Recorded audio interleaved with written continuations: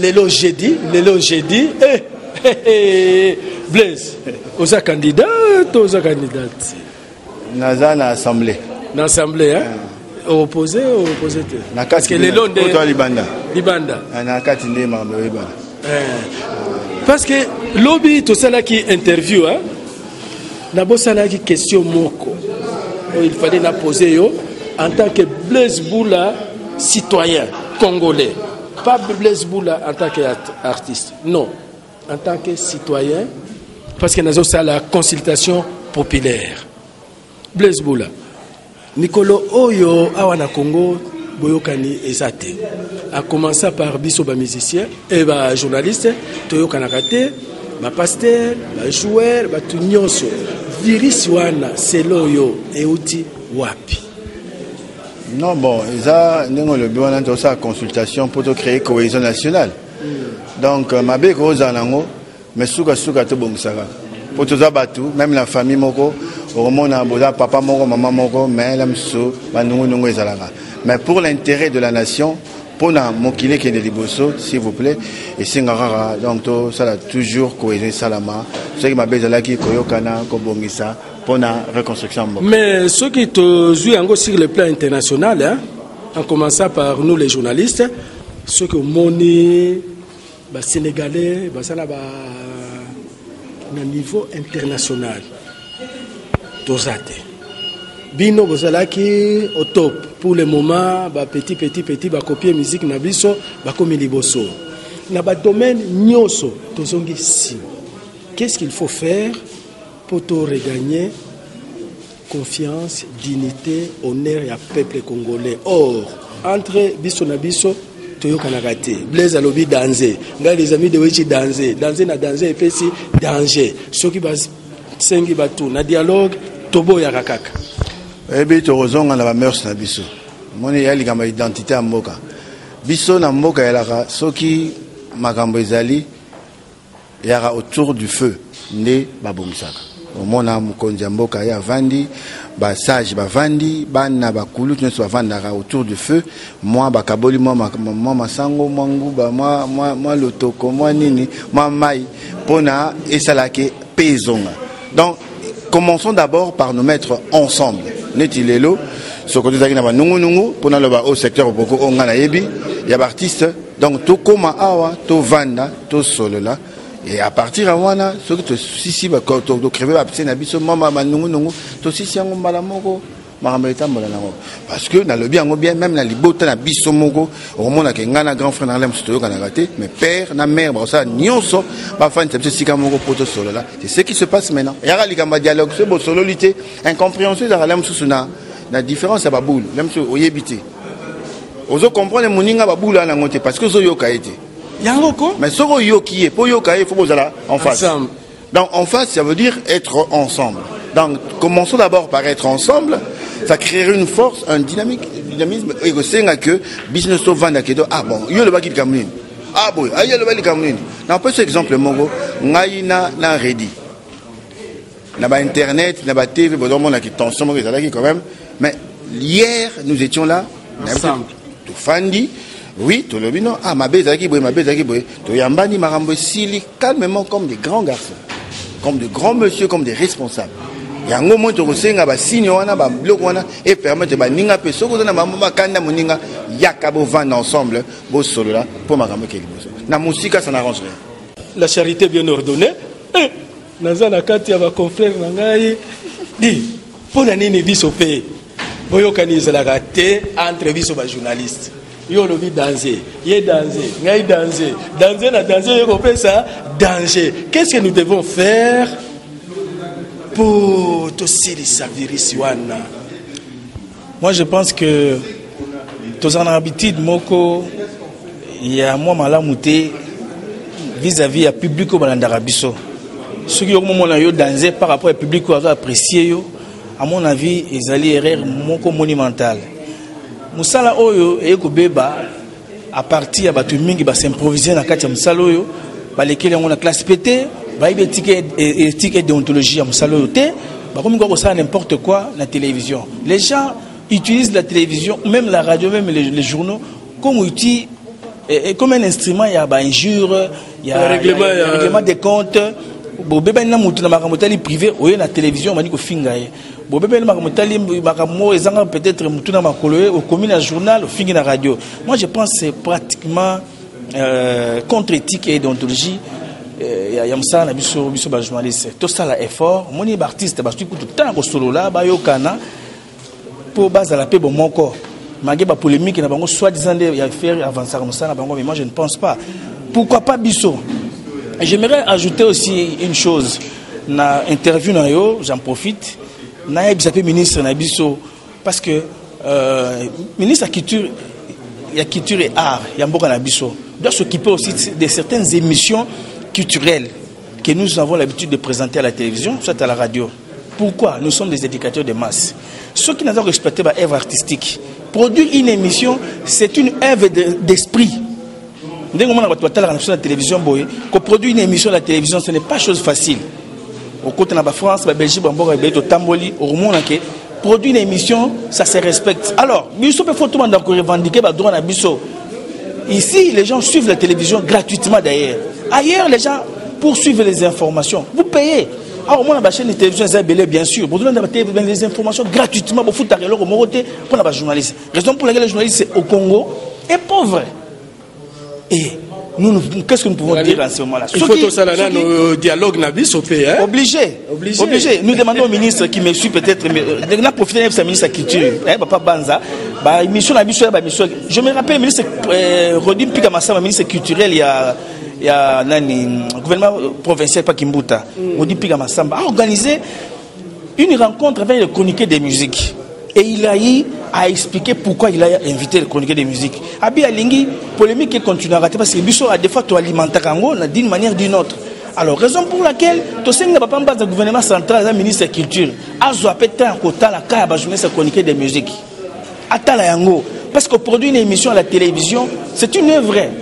D'esprit, hein? Bon, tu vas être payé. Tu vas dire dialogue, hein? Tu vas dire dialogue. Tobandi dialogue. Dialogue ezali boyokani ezate entre biso ba congolais. Okomona ba pasteur ba bandi 10 na église. Après 6 mois mutu na église na ye. Ba politicien na biso yo moko yebi. Ya opposition.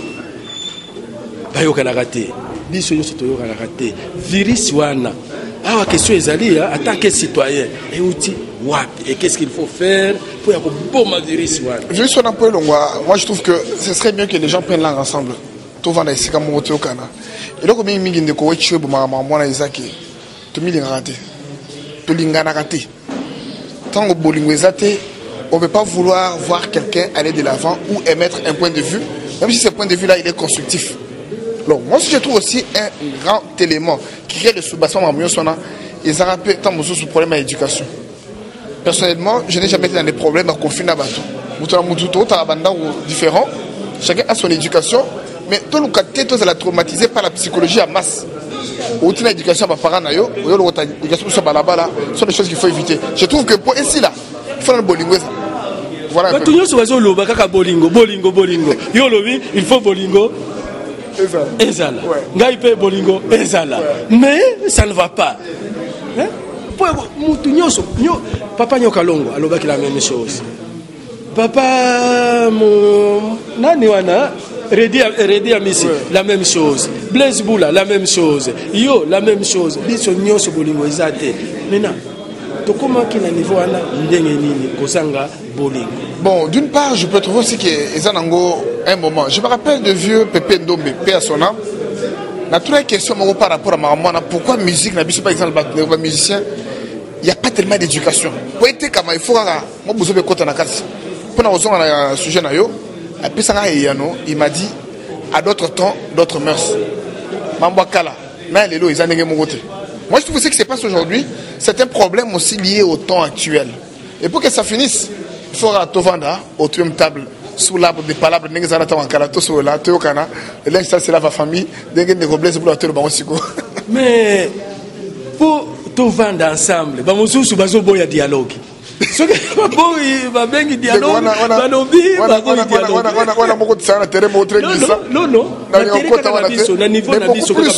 Moi, je me dis, vous savez, dans une société, bah, tout le monde a un langage monté.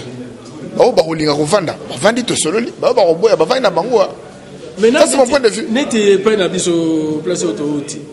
Ceux qui bango, bah, boy, yo, ok, bah, bêti. Ah! Au moins, l'équation n'est pas compliquée. Pour le moment, n'a pas de tribalisme. Le coup, la papa est Tshisekedi dialogue, dialogue. Bah, tu as papa Ngwanda balobi, rien. Si quoi comme une guerre entre Baluba na Bangal. Et ça, bah, nini, hein? Voilà, la monnaie qui tozo na stratégie net si o bande wa sokoda bazui. Ceux qui vont moni batumale bazo kanate. To bien ka bande wa mapinga ba telemi boyit. Bakaboli biso. Mais tu reçois solution. C'est une solution pour moi. Mais dans l'entretemps, on perd que le leadership en Afrique n'est-il là. Lobby, programme qui examen d'État, on a sali reportage, j'ai été éclairé, bini kaka musique ya West africain. Wera, tiri sous-souté, là, c'est un problème qui relève aussi de la compétence de notre ministère de Culture et Arts, qui n'arrive pas totalement à muser sur ça. J'ai fait des interviews avec beaucoup de musiciens qui sont parvenus à me dire que dans le budget même du gouvernement, attends un cas, ils ont rapport à la culture à la bisoté. Mais pendant que quand on va dans l'Afrique de l'Ouest, comme là-bas, on retrouve qu'il y a des ministères qui soutiennent les œuvres comme ça. Mais chez nous, ce n'est pas le cas. Donc là, c'est un problème qui relève de la compétence du ministère.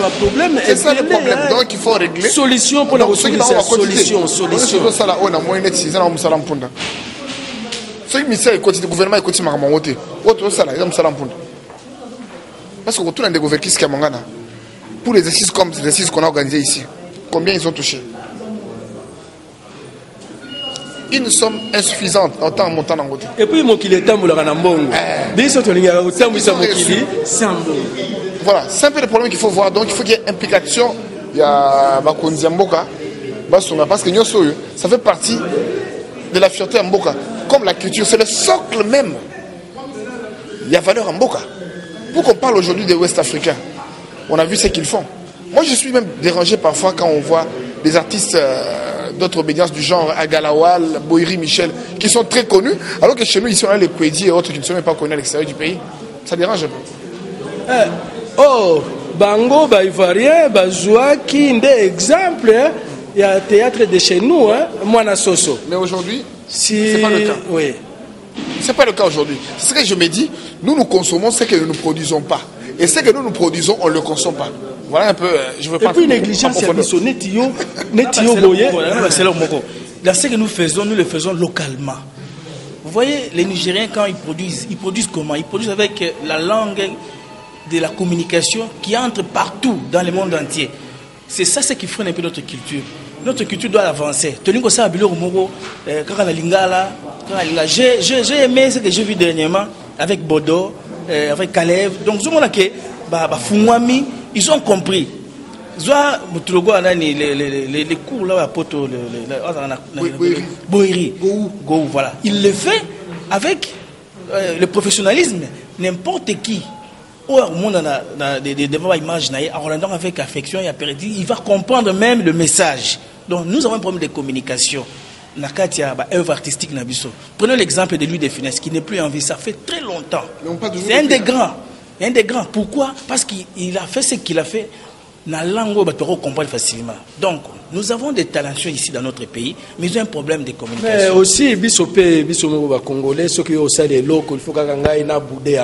Même ceux qui ont bien. Raison pour laquelle je suis bossé, c'est parce que je parlais de Bolivie. Tout ça pour sécuriser le pays. Alors, on a la monnaie. Et c'est pendant que c'est la jalousie, c'est ce qui anime l'avancement.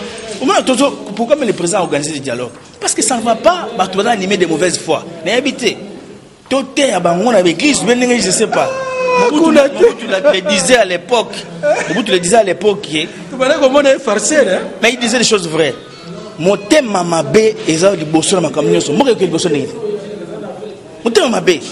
Merci beaucoup. Nous devons voir l'intérêt communautaire pour ce pays. Bon, les journalistes, ceux qui ont émission à Boye, expliquer. on peut arriver à quelque chose, hein, mais quand on a la chaîne, ce que Bandi Boye, moi je pense qu'il faut qu'on fasse le recyclage, ou soit des séminaires de renforcement des capacités. Il y a des journalistes qui ne méritent pas d'être journalistes. Vous avez étudié où? Il faut qu'on se pose des questions. Passer à la télévision, bah, filmer, on a un micro, comme journaliste, non. Sans éthique et déontologie. La fingi moutouté, ou ayebi, suye, faut rejoindre la classe.